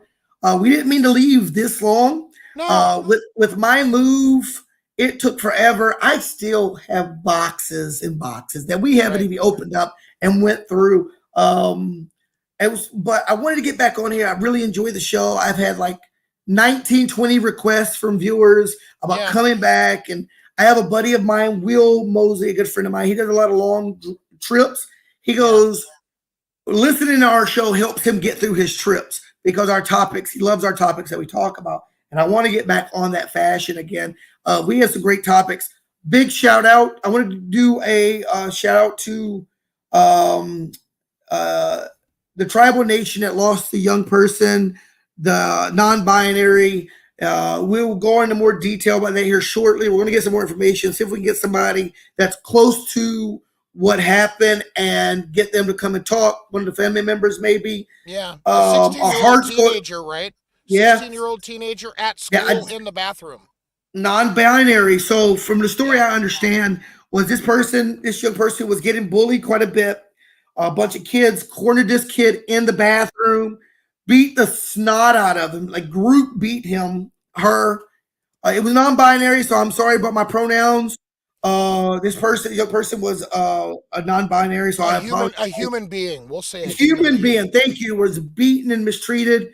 The school didn't do nothing about it. They didn't do a follow up. This young person went home and ended up dying and crossing over. They said And that the school did everything in their power that they could yeah, to so my heart communicate. goes out to that family Yeah. and everything. So I just wanted to make sure I gave them some love and some appreciation. Right. Let them know that they're in our prayers, all the tribal nations' prayers, and hope and justice comes to these young people in this school because losing another one of our youth is something we can't afford, and it's just broke me down pretty good. When I read about the story, I didn't know how we were really going to talk about how we address it. I want to address it in the most respectful way that we can, and we got to start taking care of each other better, y'all. I mean, That's right. if we have to, we got to take care start. of ourselves better as well. Our Absolutely. physical, mental, emotional, and social well-being should be cared for in every sense of the word. Therapy is not a dirty word. I don't know why we keep looking at therapy as a dirty word. Therapy for men and women, it has saved my life. Therapy. I'm still in therapy. It has saved my life. Um, and That's right. we And need not to only get out that, of but this mindset. We got to get out of this mindset of therapy is this bad thing that thinks you're crazy. Oh, thank yeah, you so much, National Suicide Prevention. And as a yeah, veteran, we deal with suicide all the time. I mean, I do value with the 22, the sacred 22. It shows that 22 veterans die a day from suicide and what they're going through. yeah. We got to start taking care of each other. We got to start taking care of ourselves and realize it is okay to take time for yourself. Right. That is the mindset that you got to give all yourself up and be willing to go take care of your own emotional, mental, and physical needs. That's right. So if you guys are in crisis, veterans, we're speaking out to you tonight from the B&B Indigenous Podcast and beyond on behalf of my brother Patrick Little Wolf Brooks and myself, Rock and Ron. The Veterans Crisis Line. If you are in crisis, you need somebody to talk to. Not only can you call us up at a moment's Yes. notice, I post my number on here, which is the quote unquote studio line during the show. But the Veterans Crisis Line, you dial 988, 988. and immediately when the call is answered by the computer prompt, you just press the number 1, and you will be connected immediately to a Veterans Crisis Counselor immediately. Again, I'm going to post the National Suicide Prevention Lifeline. People have passed this to me and my trauma and all of the things I'm dealing with. There are people there. I have called this number before, even if I just needed somebody to talk to. But believe me, there are ways that you can handle these issues. 1-800-273-TALK. Otherwise, 1-800-273-8255. If you guys want any more information, you can check out the Suicide Prevention Lifeline. .org. That's again suicidepreventionlifeline.org. That is the National Suicide Prevention Lifeline. So we're putting that information out there in a good way like that. I also, like I said, I put these corner bugs up. We're talking about the Native American Rehabilitation Association out there in Portland, Oregon. There are other Native treatment opportunities. And I'm Patrick. You've been to the VA for Yes. probably a litany of different issues like Yes. that. And can you tell me some of the services that you might have been uh, cultured into in your time dealing Dude, with those things? the VA has a multitude of resources. If the veteran isn't stubborn and decides just that's the issue with a lot of veterans like myself, because I went through it too, where you don't want to go through the aggravation. There's a lot of aggravation and red tape. But if you use the VA the way it's meant to be used, there's a lot of resources. I was, after my suicide attempt, I became an in-house patient at the hospital, where I stayed at the hospital for almost 5 months, almost 6 months. And I went through intense therapy, and I was there with other guys and girls that had been through what I've been through and dealt with PTSD and loss and pain, it saved my life. I'm so happy I went. I'm so happy that I was not successful in my attempt. But thank goodness for the VA. I did do it. Oh, I love you too. Thank you. Hi, Pines. Cousin, Yeah. I hope you had fun tonight. If you guys made it out to the round dance out there in Grand Run Agency, on just about 26 miles from the Oregon coast, just 26 miles east of Lincoln City territory out there, you got Nestucca. Where else? And oh yes, of course, take care of yourselves out there in Indian country. Good round dance going on here in GR. That's right, I was just talking about that. Grand Run. Sing one for me. Sing one for me. That's where my great grandmother is from, bro. You know what I mean? As a matter of fact, my grandfather on my dad's side, Utwai Benny Raymond Belgard Sr., he's buried out there at Grand Run Agency Cemetery, and he's full-blooded Chippewa Cree. So our people took care of our relatives no matter what, and that still happens. I've noticed that. You know what I'm saying? Hi, Pine. It's good to see you on here. Make sure you guys get plenty of videos out there tonight. You know what I mean? I know YouTube takes a while when people are jamming and getting that healing in. No dancing. No dancing on tables. We don't want another one of those incidents. we don't want another one of those incidents. Let's stay off the tables and sing us a good song. Of course, I'm joking. Someone's going to kick it. He was like doing the TikTok famous thing, and I thought he was being picked on for real, but then I found out his attitude and the way he was treating other people and stuff like that, and I had to turn around and do an about face. Like, sometimes you're led into stuff and you're not really sure. Well, when you're so protective of your own people, you kind of, sometimes it happens, you put a blind eye to what they really do, and then you figure out, like, oh, I feel like an ass because he was in the wrong and I shouldn't have said nothing. I've done it before. There was an artist that I thought was getting picked on because they said they were getting picked on, and so I went to the defense, and I didn't really know him all that well. I knew he was a native person, so I opened my mouth and went to the defense and everything. And then people start coming to me privately and listen. Yeah, this person is not who you think they are. Right. So, and then I was kind of like, ooh, well, maybe I should shut up and back away, and I've done it. I've done it too. The kid's name is Evell, Evell. I was like, wait a minute. Is he saying that? Is he putting a twist on the word evil? Evil? I'm gonna get in trouble. I'm just saying, I'm teasing right now, okay? We're just joking. It's all jokes.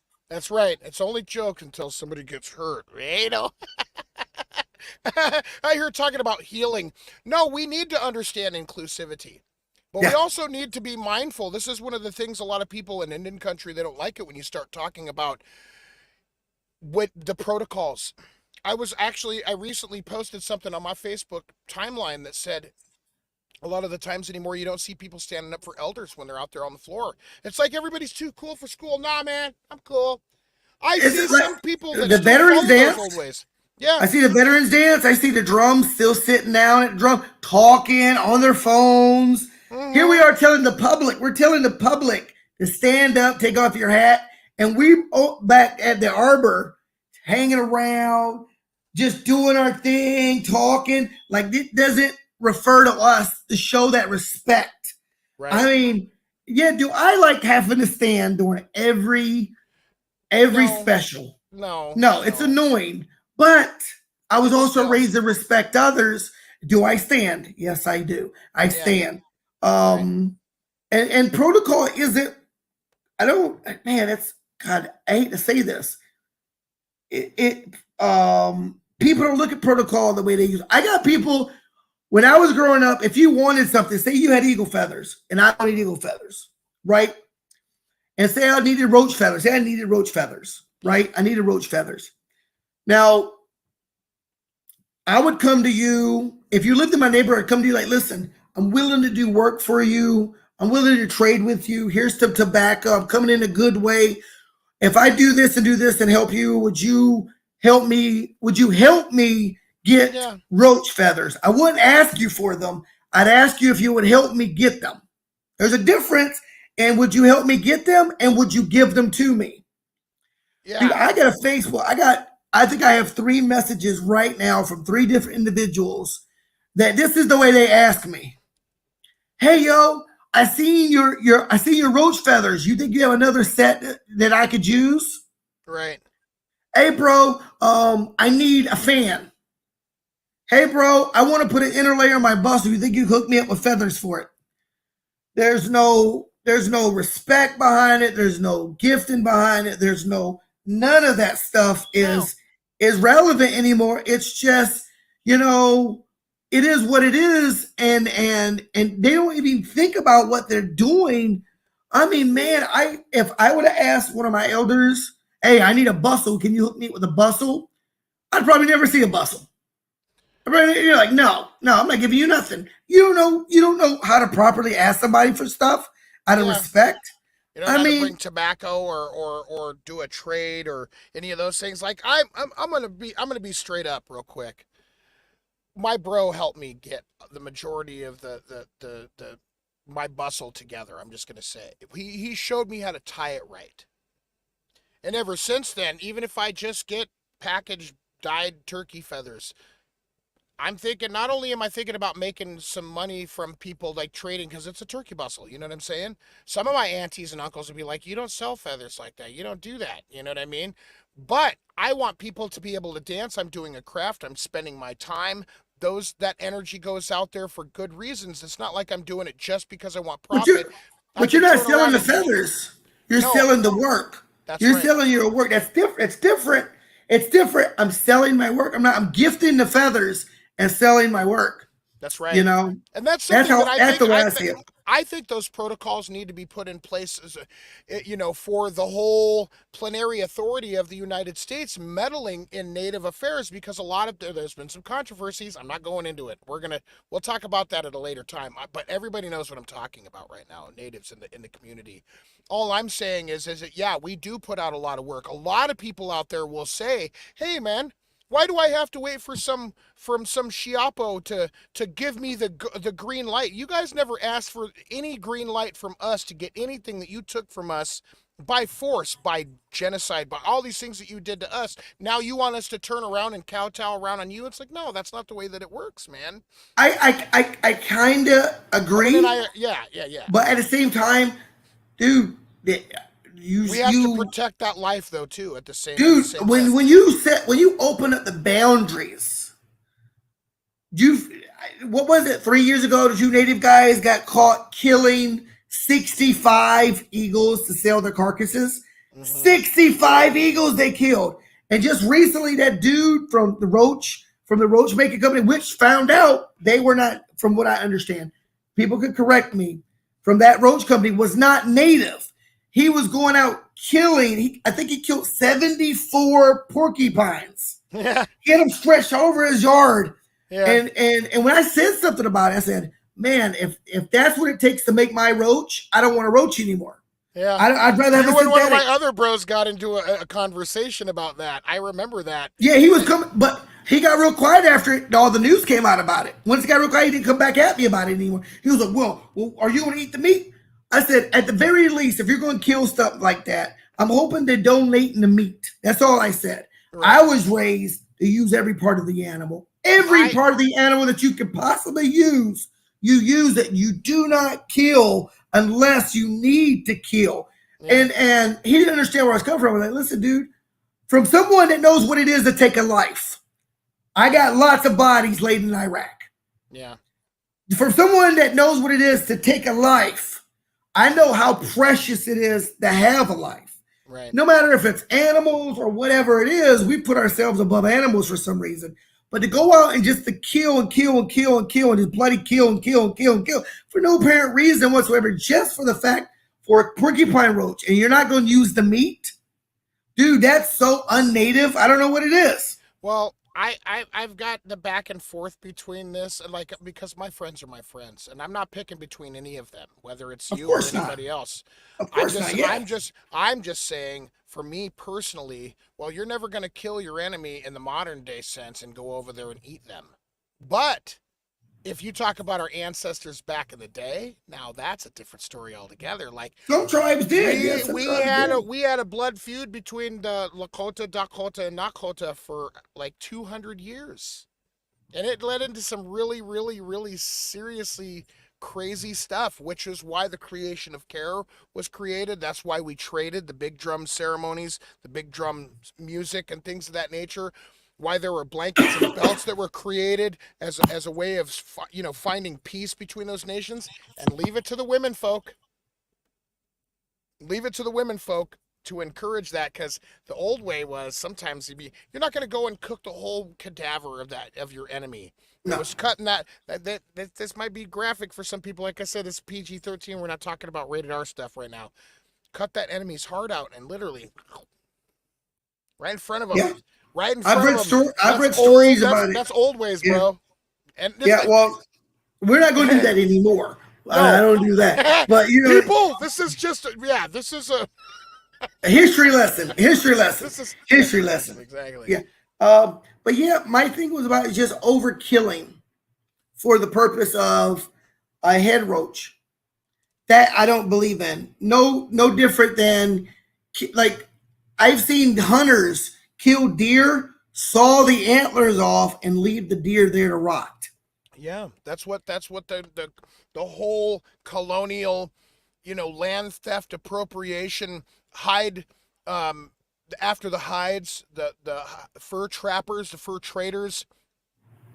That was their whole modus operandi. Do I believe in those things like that? No, but at the same time, there's other people's arguments out there in the community, and it might get a little bit touchy, but I'm not asking.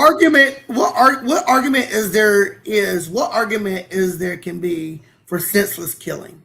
I mean, honestly, True. I'm just being realistic. I mean, we don't live in that time of Right. non-abundance. We have abundance of everything. Yeah. We have abundance of everything. I mean, there's not much we can do without. So you're telling me our only solution to make a head roach or to be able to wear a head roach, which is not traditional, and the roaches that we wear today are not traditional in one bit. The traditional roaches on the East Coast were made out of turkey beards. My question is, where does turkey beard come from? Is that Turkey beards? They ain't got no turkey neck or nothing like that. No, turkey beards come from their chest. It literally is a beard. It's like really is. Yeah. Is that the Tom turkey? Yeah. It is. Huh. Yeah. They have them right here. You learn something new every day. I would be collecting that stuff like it's going out of style, bro. Dude, they make beautiful roaches. Our Eastern style round roaches were made out of those, man. They were gorgeous. I mean, I don't get it. I'm not sitting here saying that I just killing for nonsense, man. It makes everybody wants nice regalias. I mean, people are selling roaches now for $5,000. That's something. I mean, as much as I respect George Abeta and his dance and a lot of other people out there, the roach makers, I have a couple. They're amazing, and it ain't no easy feat. Beautiful. No, it's not. But, and I don't like a synthetic roach all that much. I mean, for people that can't afford to get the porcupine hair in mass or whatever, and I've talked to a couple of my bros that actually make some beautiful roaches. Like, damn, bro, you made that. And they're like, man, it's been getting harder and harder to come by lately. And a lot of that has to do with geography and the way that those animals migrate. Yeah. For instance, we were talking about this. This will be something we'll kind of key in a little bit here. Elk were overgrazing all of the grasses in Yellowstone National Park. And there were no dire wolves in that community for like 30 years because of the Hunters of Cattle's Association. Did you just say dire wolves? Yeah. Dire wolves have been extinct for hundreds of years. I only mean dire wolf in the sense of the animal clan where those animals are 6 foot or longer. Yeah, The dire wolf Not has been. I didn't I just thought it was funny because it got me thinking of Game of Thrones. not saber wolf. Like, damn, bro, these guys. Do you see the tusks on that wolf? But No, but the dire but wolves are enormous. but the wolves weren't there for like 30 plus Yeah, years, and that was some of those grass species. They thought, well, they're going extinct because the elk are overgrazing, the deer are overgrazing. As soon as those wolves were reintroduced, yeah. those wolf packs started to grow and thin out some of those elk herds. Guess what those grasses started to do? They started to come back. There Mother you talk Earth has about all those sorts of wolves. ways. Yeah. They said when they introduced the wolf back to Yellowstone Park, Mhm. everything changed on Yellowstone. Things were being found again that thought was extinct, like you said with the grasses. But other things were starting to come back. Animal species they didn't expect to be there anymore started coming back after the introduction of wolves. We just needed to they needed to find that balance, and that wolf was that missing part of that balance to get that ecosystem going again. Well, bro, and this is the thing, and I'm talking for and against. I'm playing devil's advocate on both sides. To everybody watching the B&B Indigenous podcast, my statements do not necessarily reflect how I or Patrick Little Wolf Brooks feels. I'm going to be completely upfront with that when I say this. Some people believe we don't have to ask permission from a plenary authority like the United States or Canadian national governments for permission to do the things that we've done inherently since before, way before the boats ever landed. Some people will say out there, I feel like I should be able to dress up and look beautiful and not have to wait for 7 years to hear from Boulder, Colorado to get something handed down to me from a government that doesn't care about us I to begin agree. with. I agree. I agree 100%. I think as native people, we shouldn't have to pay for fishing license. I don't think we should be paying for hunting license. That's I right. think those are innately inherited by indigenous people of this country. For you to tell us to stop hunting our own goods, stop Mm-hmm. fishing our own goods, Yeah, makes no. Luckily, I'm 100% disabled veteran. I'm able to fish anywhere for free, but I'm native. I should be able to fish anywhere for free anyway. I that's mean, right. it shouldn't be a shouldn't be a problem. You're going to find people on the opposite side of the fence though that says that's just you're just doing too much. That's and it's going to make things really bad. It's like, well, one of my bros said something about, well, what about all the hydroelectric projects killing off all the salmon? What about all the windmill projects killing off all those eagles and other raptors in the sky? And we are talking about that. When I got into the argument with the people, I was like, hey, well, we'll try this on for size United States and Canada. Did you guys care about the mass genocide that you committed against us? Because I read this article in the New York Times that was talking about somebody that I know in my community. I'm not naming anybody's names, especially when they're dealing with these things in their own personal situation. I simply am saying they've got a really funny way. And they've been doing this since, 300 bloodless or bloodlusting godless heathen savages invade Fort Robertson, Nebraska, and kill 258 cavalrymen in an overnight raid and da da da da da da da. They always write I, it to make us look how, like the bad guy. but how can you invade a place that's yours? That's what I'm saying. That's my fucking point, man. How can you invade? Me buying my house at the middle of the woods and going, Right. Patrick committed arson. He set his house on fire. Well, it's his house. He bought it. If he Yeah. wants to set it on Yeah. fire, he can set it on fire. As long as he's not hurting nobody and Right. it's his shit he's burning, who cares? It's That's right. his. Well, this is the reason why I'm going to keep talking about all of this. What I started with, well, not just talking about the star relations or we are all related. Aho, Matakwe Oyasin. You know what I'm saying? Like, that's just the Lakota way. Ini Naimuma, Nami Piap, Tamanwifla, my people, my family, my society is a rough translation, Ichaskin Sunwit, right? I'm not completely fluent. I do understand what I hear, but these are just some of the ways that we identify all of our people in our societies like that. We have rights, we have responsibilities, we have identity, we have all of these things out there. Oh, people are coming up with more comments too, huh? what? There you are, Drew.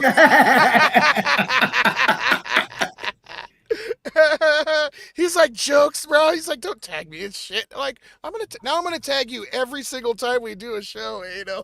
No. Every time. Well, hey, we want people to be up on this. We want them to enjoy the conversation. We want them to call us. We want them to get in the mix. Talk smack with us, man. This is what we're doing. We're engaging our people. The only reason I'm doing this, not only is it taking my mind off of other more tangibly crazy, nasty situations that I've been dealing with in my life, it helps me. You know what I mean? My bro's getting tired right now, so I know we're coming towards the end of our segment, and that's okay. Yeah, I just want people to understand the B&B Indigenous Podcast is back. We want you guys to join us. We're still working on a schedule, right, Patrick? Yep. That's right. I'm like, hopefully the next couple of days my studio will be done and I'll be actually prepared and going and get some subjects. We, as the B&B Indigenous Podcast would like to announce, we are going to be doing some major giveaways. I got some stuff lined up on my end. I know Ron's working on stuff in his way in too. But we have some giveaways coming up. So be sure to tune in for you to be able to win some of this great stuff that we have coming in. Everything from beadwork to ribbon skirts to materials to beading kits to quill kits. So we're going to be doing a bunch of giveaways. Make sure you tune in here live to the B&B Indigenous Podcast. Once again, we are back in action. Patrick Little Wolf Brooks and Rock and Ron back together again. The double trouble duo from hell. And if you got any ideas on subject matters or guests that you'd like to see on, reach out to us. Leave us a message. We'll make sure we get back with you. Ron does have a number that you can call as well to leave a message. Right. So if you want to see somebody, you want a subject, you want something going on, good night, Leanne. Take care and be safe up there. She up there where it's cold, man, and beautiful. BC is it's cracking up there right now, man. But yes, we got more and wonderful things lined up. As a matter of fact, next couple of days, we're going to be bringing my bro Crow Belcourt up there in Twin Cities, up in the Little Earth Project, going to come on. His father was one of the co-founders of the American Indian movement, so he's got a lot of wonderful stories. I'm going to try to get some. We should get an aim panel going. Let's work on that class and do an aim panel. I know a lot of people asked about that last time. Maybe we get together and get some of maybe a couple of the new guys and see if we get some old dogs together and talk about some of the goods, the bads, the uglies. Yeah, that's right. Well, once again, we really appreciate you joining us. I'm glad Patrick got on. I know he had a lot of stuff going on, but you guys, we're going to be back soon. We got a lot of show ideas for you. If you guys have ideas that you want to share with us, don't hesitate to drop us a line at the B&B Indigenous Podcast. That's B, the letter N, all lowercase, B&B Indigenous Podcast at gmail.com. Don't hesitate to call us at the studio, 206-303-8814. We're going to be back soon, right, Patrick? Yes, sir. That's right. Well, I want you to have a good night, man. We're going to be doing our thing, but we want to say peace to you guys. Love, peace, and hair grease. We'll see you again, right, bro? Absolutely, man. Peace out. As always, your Indigenous brother from another mother, Patrick Wolf Brooks. We'll see you next time. Peace. Bye.